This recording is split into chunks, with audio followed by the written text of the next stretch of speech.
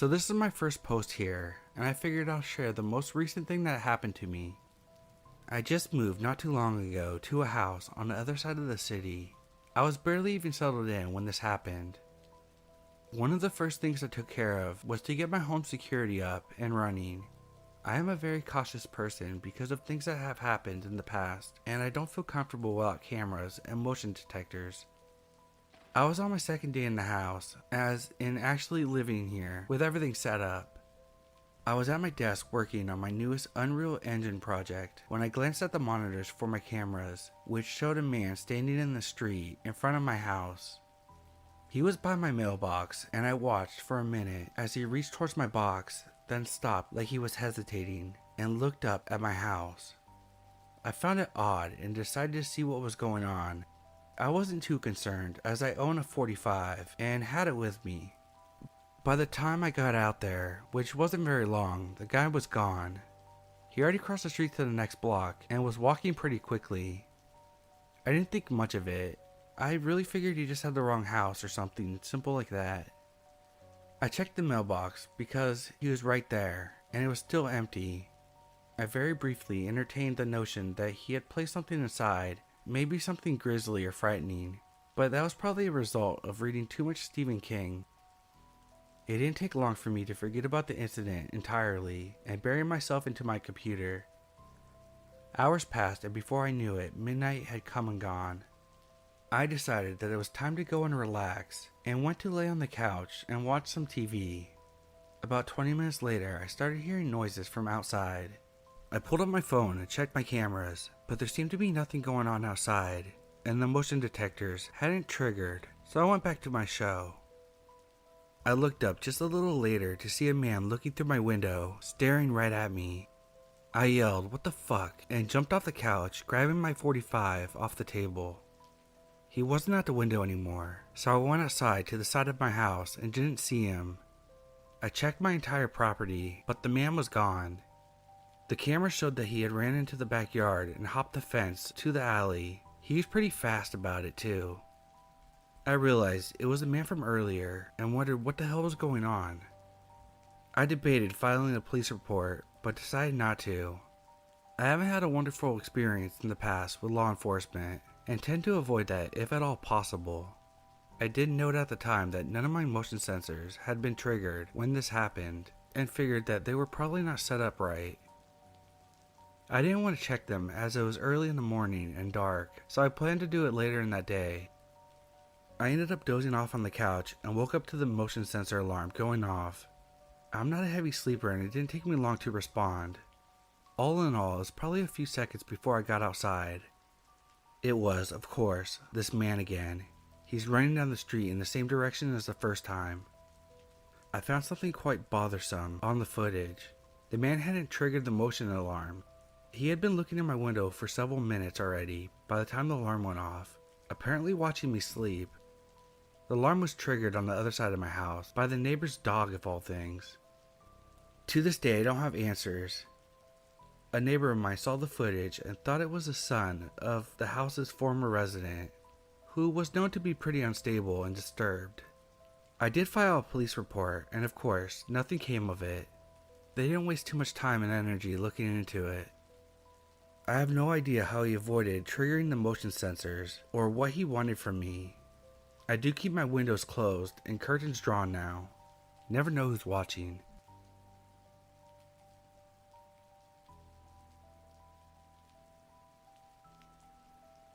I was staying over at my grandma's house with two of my sisters for a few days, while my grandma was visiting a friend. They were discharged from the hospital and needed someone to take care of her, so my grandma went to help. She had a good security system, with lights on the sides of the house that sense movement. She has a lot of cats, but they've never set the lights off before. I was in the kids' room. My eldest sister was in my grandmother's room, right across the hall from mine, and my sister Haley was in the room right next to hers. I have a pretty big thing about making sure all doors and curtains are shut. I can't sleep without knowing that I've checked them at least twice. When my sisters went to bed around 10 p.m., I stayed up until about 1 in the morning, just drawing. I finally decided to go to bed at that time, so I was just about to take my contacts out when I decided to check the doors and curtains again. I got out of bed and made my way to the front door.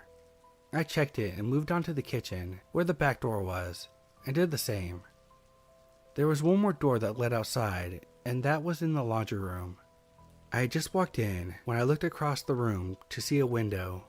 The security light was on, which meant that someone tripped it.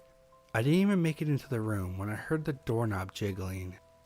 I don't mean like they were trying the door and then realized it was locked. I mean, whoever was on the other side was trying their damnedest to get in. I thought the doorknob was going to give in. My heart dropped. I knew it wasn't my sisters. I saw them through the open door sleeping, and there's no need for them to be out at 1 a.m. I couldn't move. I was so scared. I could clearly hear whoever was on the other side trying to get in. I didn't have my phone with me, and I couldn't call my sisters because I didn't know if the person on the other side would hear me. The thought did cross my mind to look, but they would have seen me, and I don't know what would have happened if they did. Eventually, the rattling stopped and I ran back to my room, where my knife was. I stayed up for hours listening to the house and for whoever was trying to get in.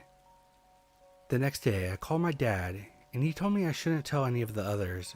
It would freak my grandma out, and my sisters wouldn't have wanted to stay. I never did tell them what happened. To this day, I have no idea who was at the door. Whoever it was, I know their intentions were not good. If somebody really needed help, why would they go to the back door and not the front?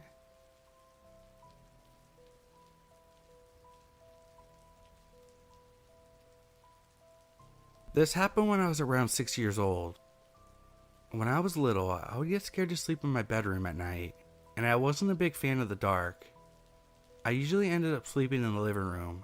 My mom's bedroom door was right off it, just in case I needed her. My dad was overseas at the time, so it was just me and my mom in the house. She was also pregnant with my little sister at the time. I would say it was around 1:30 to 2 o'clock in the morning. I woke up out of a dead sleep. It took me a little bit to finally come to and sit up. As I was looking around the room, I looked at the front door. We had a storm door, and then an old wood door with like 4 to 6 of those glass little windows. When I looked over the door, there was someone standing on the porch, looking through the glass. Their hands cuffed around their face, trying to block out the light from the porch so they could see in the house. I hurried up and laid back down, pulling the covers over my face, like he couldn't see me right in front of him. I was 6. I was scared. I felt like I was frozen. I wanted to yell for my mom, but I didn't want the guy to hear me. I probably lay there for 5 minutes, then looked up again. He was gone. I got up and ran to my mom's room, waking her up and telling her that someone was on the front porch. It didn't take much for her to believe, as we had got some random calls from people telling us that they were going to break into our house and that they knew that my dad was gone. She grabbed her phone and called the police. They all knew what was going on, considering we lived in a small town and knew everyone here. It felt like it only took 2 seconds for them to get to my house. They checked the yard and the building in the back. They went through the alleyway and the blocks around us. They didn't find anyone, so finally we moved in with my grandparents until my dad came back. I'm 24 now, and I moved back to my hometown where this all took place. Sometimes I still think about waking up and seeing someone looking into my house. But creepy old man looking through my door at night. I'm glad we never met again, and I hope we never do.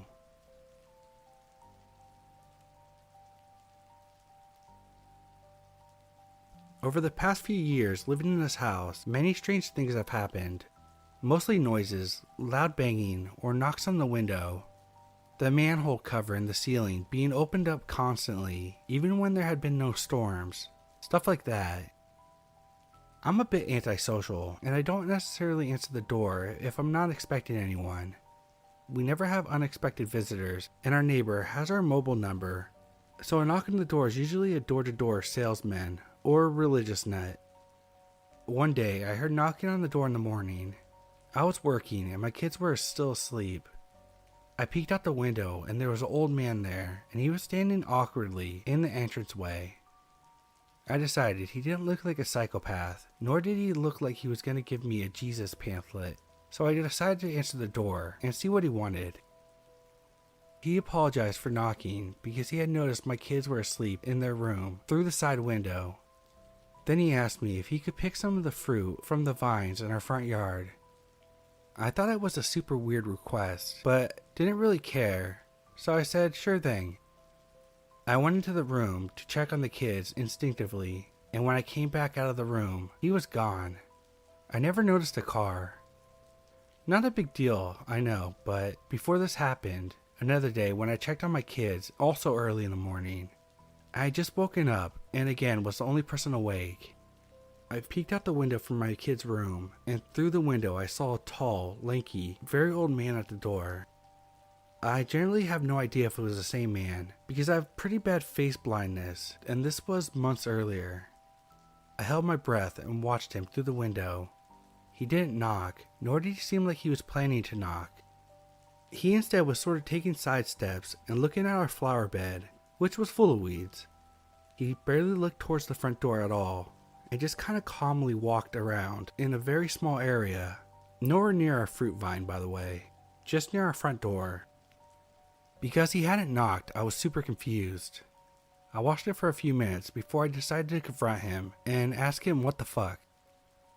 My kid's room is right next to the front door. It's maybe 7 feet from it. I walked the 3 or so steps from my kid's door to the front door and swung it open. No one was there. We have bay-type windows showing the side of the house and the backyard, so I could instantly see he wasn't in the backyard or the side of the house. I walked out the front, down the short path onto the driveway, and then onto the road, consistently looking back to make sure no one snuck in the front door. No cars were driving, no neighbors had anyone at their door. I even checked the other side of the house. The dude had literally vanished into thin air. No idea what this is all about, but I thought I would share my story.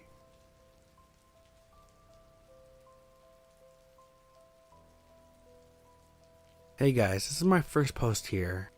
I definitely have other encounters, but this just happened a few hours ago, and I knew I had to post it. So I'm currently at college in Boston, and I have an apartment on the North End with my buddy, both 21-year-old males. My girlfriend came up for the weekend to visit, and we were doing our normal weekend things, drinking and just hanging out. My roommate convinced us to watch The Green Inferno because it had just made its way to Netflix, and I had been meaning to watch it. Horribly fucked up movie, but pretty good if you like gruesome horror, but also don't mind bad acting. 3/4 through the movie, I kept hearing banging noises coming from what sounded like inside our building. At first, I ignored it, thinking I was just hearing things, or it was noise from our busy main street that our apartment building is on. But after a few times, I thought I heard a girl scream. I paused the movie and asked my roommate and my girlfriend if they heard it, and they both did, but we shrugged it off as random kids getting drunk. I heard it twice more, and it wasn't sitting right with me, so I paused it and said to my roommate, "Let's take a walk down the stairs and check the halls." We left our place on the top floor and headed towards the stairs where we saw a man who looked to be in his mid to late 20s. He was sitting on the stairs outside an apartment, and he looked like he was a mess. We asked him if this was his place, and he kind of said yes, but not definitively, and he sounded a bit drunk. We had no reason not to believe him, so we went back to our room. However, right when we got back, I remembered that the only people that lived in that unit were 2 or 3 girls, and my roommate agreed. We decided to head back out there, and at this point, my girlfriend was freaked out. We approached him again and asked, "Are you sure this is your place?" He stood up and said yeah, and then proceeded to aggressively bang on the door multiple times. When he stood up, I immediately noticed poop stains on his white jeans and pointed it out to my roommate. We are both in shape and realized right away if anything happened, we could easily take this guy. At this point, we both said that we think he should leave to this guy because clearly that wasn't his place and he was not at all there. I mean, the dude shit himself. He looked at us, then back at the door, where he tried 5 different keys to unlock it. Obviously, none of them worked, so we firmly told him to leave the building. The whole time, he didn't really argue with us, and never gave us firm answers, further proving our point that he messed up, and didn't belong here. At this point, something must have clicked in his head, so he started heading down the stairs with us, closely in tow, making sure that he left while plugging our noses and gagging on the stench of his poop pants. When we were inside of the landing, at the base of the stairs, the sight we saw made our stomachs drop. We saw a phone with earbuds on the top shelf that sits there, a hoodie strewn across the floor, with a mask a few feet away, a satchel-looking bag even further away, and a package that I'd seen in the lobby earlier. As soon as I saw this, I thought the absolute worst, as it looked like a struggle had taken place. I immediately asked him in an aggressive tone, "What the fuck did you do?" And I could tell he was scared now. He refused to answer me and tried to bang and open an apartment door on the first floor, claiming that that was his place. He then went to collect his things from the floor, and just to be sure, I made him unlock his iPhone right in front of me to prove that it was his. It was a Touch ID, and he opened it.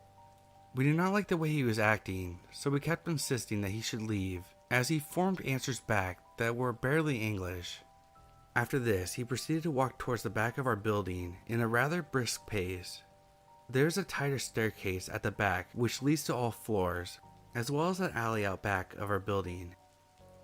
This is probably the strangest part, as very few people know about this exit to our building, but he headed there with speed and confidence. My roommate followed close behind to make sure he left and the back door shut firmly, as once it's shut you can't open it from outside, and I was far back gagging on the stench. The alley behind our building goes behind a restaurant that connects with a dirt parking lot that is accessible to the main street in the north end that our building faces. After this, we went out the front door together and walked around to the back door to make sure that this man was completely gone. We slipped a note under the door of the girls saying that we saw the man and made him leave, and to come knock or text us if they needed anything, as we wanted to make sure they were okay. Luckily, this man left without any problem occurring between him, my roommate, and I, as that would have definitely ended in an ugly manner. We knew the girls lived there, and this man was giving off terrible creepy and distraught vibes. We aren't oblivious and knew that there was a strong chance that this man had ill intentions with these girls, so we felt like we needed to do something. So anyway, creepy man who terrorized girls down the hall, let's not meet again. If we do, it won't end well. Also, you might want to pick up some adult diapers. Update: the girl who lives in the apartment was luckily not home when this all went down. She ended up texting us, so we explained what happened, and she was obviously freaked out. She called the landlord, who called us to get our side of the story, and she believes it had been an old tenant who was subletting over the summer that constantly got locked out. He would come back drunk and bang on his door, and one time actually broke it down. It's hard for me to think that it was the same guy, as he didn't start banging on the door until we mentioned that a girl lived there. Also, this apartment was a floor above and a different spot than the one that the old tenant was in.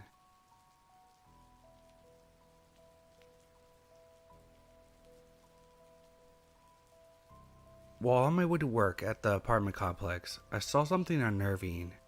Us employees typically use the back door with a keypad to get in the leasing office. So I was on my usual walk along the sidewalk that eventually brought me to face the bedroom windows of a few apartments. My gaze was aimed upwards towards the windows as I came around the bend to the back door, and I noticed something strange.